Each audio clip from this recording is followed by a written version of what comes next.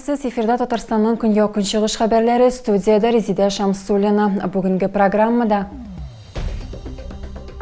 ел башыннан халыкны диспансерлаштыру вакытында табиблар яман шишнең 12 очрагын ачыклаган. Медицина тикшерүләре үлемгә китерә торган авыруларны җиңеп чыгарга ничек ярдәм итә? Әлмәттә шүп җыю майданчыкларында видео күзәтү камералары урнаштырачаклар. Алар законсыз шүп ташлауга каршы көрәш өчен барлыкка килә. Әлмәт халкы 100 мең кешегә артачак. Мондый фаразларны шәһәрнең генераль планы проекты буенча фикер алышуда әйттеләр. Беренче ярты еллыкта халыкны диспансерлаштыру вакытында табиблар яман шишнең 12 очрагын ачыклаган. Сәламәтлекне тикшерү программасы 2013 елдан бирле эшли һәм бу вакыт эчендә заманча җиһазлар һәм тикшерүләр нәтиҗәсендә җитди авырулардан котылып булды. Әмма барысы да диспансерлаштыруның мөһимлеген аңламый. Әлмәт районара күп профильле хастаханәсендә халык күп, кемдер авыру сәбәпле мөрәҗәгать иткән, кайберләре диспансерлаштыру уза. Баш табиб урынбасары Сергей Яшанин сүзләренчә, тикшерүне игътибарсыз калдырырга ярамый, хәтта бер җирегез авыртмаса да. Пациент часто говорит: я не хочу проходить диспансеризацию, я чувствую себя здоровым. Пациент еш кына мин диспансерлаштыру узарга теләмим, мин үземне яхшы хис итәм дип әйтә.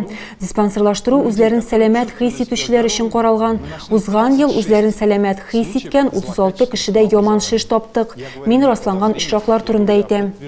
Табиблар кисәтә, яман шиш соңгы стадияга кадәр үзен белдертми, әмма кешене коткарырга соң булырга мөмкин. Нәкъ менә шуңа күрә иртә ачыклау мөһим. Әгәр беренче этапта проблемалар ачыкланса, пациентны икенче этапка чакыралар. Табиб җитди проблемаларның берсе итеп артериаль гипертензияны билгеләде. Кешеләр моның никадәр җитди булуын аңлап бетермиләр. Йөрәк авырулары башка диагнозларга караганда ешрак үлемгә китерә. Йөрәк кан тамырлары системасы авыруларыннан үлүчеләрнең өлеше 60-70% тәшкил итә. Проблеманы вакытында ачыклаганда бу очракларны кичектерергә мөмкин булыр иде. Ел башыннан диспансерлаштыру вакытында табиблар яман шишнең 12 очрагын ачыклаган. Белгечләр сәламәтлеккә карата игътибарлы булырга киңәш итә. Әлмәттә махсус операция зонасындагы хәрбиләргә ярдәм итүче берничә штаб бар. Аларның берсе сәүдә үзәгендә урнашкан. Һәм анда мега сети юнәлеше волонтерлары эшли. Активистлар исәбендә инициатив пенсионерлар 2 ел эчендә аларның куллары белән 1000-нән артык саклагыч шелтәр үрелгән, 400-дән артык каркассыз тактик носилкалар, снайперлар һәм разведчиклар өчен 400 костюм ясалган.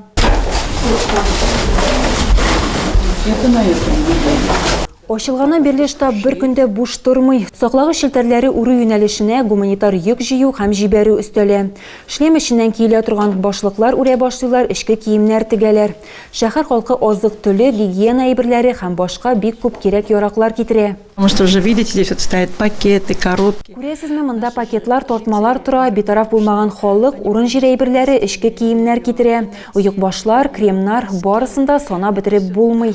Штаб эшләү дәверендә волонтерлар кулы белән 1000-нән артык саклагыч шелтәр үрелгән, 400-дән артык каркассыз тактик носилкалар һәм 400 костюм ясалган. Волонтерлык хәрәкәте хатын-кызлары 1000-нән артык уйык баш бәйлиләр, күп санлы окоп шәмнәре һәм мишләр озаталар. Васькина Туйралы авылы халкы хәрбиләр өчен үләнле чәйләр әзерли. Мондый эчемлек салкында җылыта һәм иммунитетны ныгыта. Туган якларында үстерелгән һәм җыелган шифалы чәй үләннәре якын арада махсус операция зонасына китәчәк. Файдалы үләнле чәйне авыл клубының оста куллар төркемендәгеләр әзерли. Аның составында җәй көне осталар җыйган төрле үләннәр һәм яфраклар, мәтрүшкә, бөтнек, шия, карлыган алма яфраклары. Әлеге катнашмага бер чеметем кара чәй дә өстиләр һәм капларга төрәләр. Волонтерлар бу эшне бөтен җаннарын биреп башкаралар.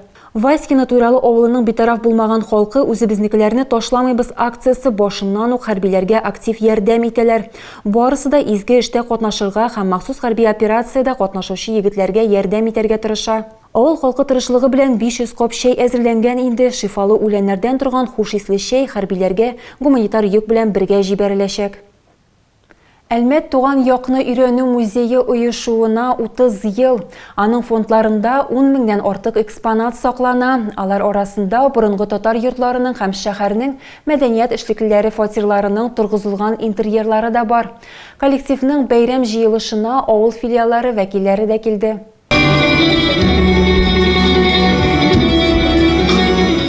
Күп еллар музей белән Венера Зәйдуллина җитәкчелек итә. Ул иске бинада эшли башлый, аннары командасы белән бергә яңасына күчәләр. Музей шәһәр тормышында Венера Зәйдуллина заманында актив позиция ала. Аның хезмәткәрләре ул вакытта да хәзердә күп кенә шәһәр чараларында катнаша. В 1994 году музей открылся. 1994 елда музей ачылды, ә бер елдан соң мин саклаучы хезмәткәр булып эшләргә килдем. Музей эшен иң төптән үк белүемә мин бик шат. Соңрак мине директор итеп билгеләделәр һәм мин 30 елга якын музейда эшләдем. Әлмәт музее фондларында 10 меңнән артык экспонат саклана. Күбесен шәһәр һәм район халкы бүләк иткән. Музей хезмәткәрләре борынгы татар йортларының һәм җирле мәдәният эшлекләренең фатирларының интерьерларын бертөкләп торгызганнар. Хәзер музей элеккеге ЗАГС бинасында урнашкан һәм ул буыннарны бәйләүче чылбыр булып тора. Кайчандыр монда никахлашкан гаиләләр хәзер оныкларын музейга йөртәләр. Я думаю, это прекрасно, когда мы собирали разные семьи. Минемчә, төрле гаиләләрне җыюбыз, һәм аларны бүләкләү бу бик шәп шәҗәрәләр бәйгесе үткәрүдә. Биргә балалары һәм оныклары белән килеп экспонатларны өйрәнүдә. Коллектив җыелышына музейның 30 еллыгы уңаеннан авыл филиаллары хезмәткәрләре һәм шәһәр оешмалары җитәкчеләре килде. Юбилейны бәйрәм итү белән генә шикләнмәячәк, музейның туган көненә багышланган чараларны берничә ай үткәрергә планлаштыралар. Мәсәлән, сентябрьдә 30 бәлеш бәйгесе үтәчәк. Әлмәт халкы 100 мең кешегә артачак. Мондый фаразларны шәһәрнең генераль планы проекты буенча фикер алышуда әйттеләр. Үсешкә 30 елга якын вакыт китәргә тиеш. Яңа генплан уртача катлы торак төзелешен күздә тота. Шулай ук яшел зоналар саны артачак. Генеральный план разрабатывается на перспективный срок не менее 20 лет. Якындагы 2 ел эчендә Әлмәтнең ничек үзгәрүе турында фабрика яшьләр үзәгендә фикер алыштылар. Анда шәһәрнең генераль планы проектын тәкъдим иттеләр. Аның төп бурычы нефть башкаласы тормышына йогынты ясый торган факторларны исәпкә алып шәһәрне проектлау. Алар арасында экологик, табигый һәм икътисади күрсәткечләр бар. Уңайлы шәһәр мөхитендә күбрәк кеше яшәр дип көтелә. 263 тысячи человек. 2050 елга 263 мең кеше. Бу бер яктан югары сценарий түгел, икенче яктан максималь мөмкин булган безнең күзлектән һәм исәпләүләр күзлегеннән. Әгәр дә миграция үсеше елына 3 мең кешедән артып китсә, уртача гомер озынлыгы 85 яшькә кадәр артса, ә гаиләләрдә кимендә 2 бала булса, исәпләүләр чынбарлыкка туры киләчәк. Димәк, торак 2 тапкырга күбрәк булачак.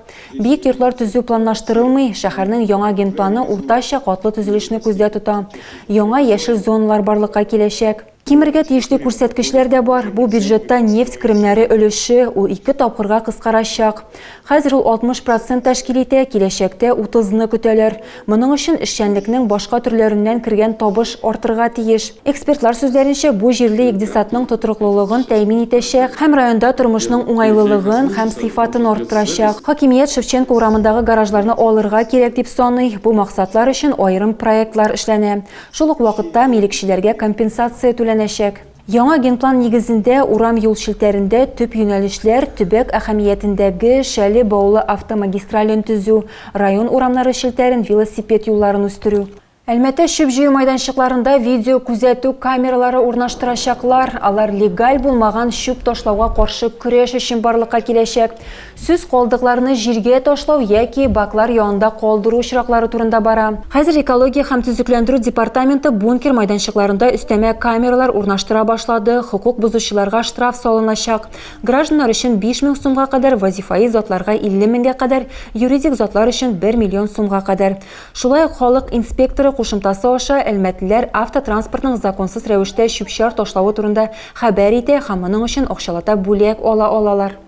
Түбән Мактама яшүсмерләре гаилә шөгыльләре дөньясына чумдылар. Родничок яшьләр клубы территориясендә кызыклы чара оештырылды.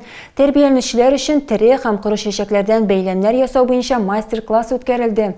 Теләгән һәркем саф һавада өстәл уеннары уйный алды. Әлмәттә коры үлән яндырган өчен штраф салачаклар. Бу мәсьәләне эшлекле Дүшәмбе киңәшмәсендә район башлыгы күтәрде. Ул хезмәтләргә тәүлек әйләнәсе кизү турын оештырырга һәм янгын куркынычсызлыгы кагыйдәләрен һәм экологик нормаларны үтәүне контрольдә тотуны көчәйтергә кушты. Мы наблюдаем, что неприятный запах от сжигания травы повсеместно, во всех практически микрорайонах города. Допускать этого нельзя. Последние годы приучали. В этом году очень сильно расслабились. Я хочу сказать, что здесь однозначно недоработка нас как контролирующих служб всех вместе, и служб, занимающихся профилактикой. Тағы да күбрәк яңалыклар һәм тапшырулар белән безнең сайтта таныша аласыз. Без социаль челтәрләрдә дә бар, хәбәрләр юллагыз. Бүгенгә менә шулар. Мин сезнең белән сау булашам, исән-имин булыгыз.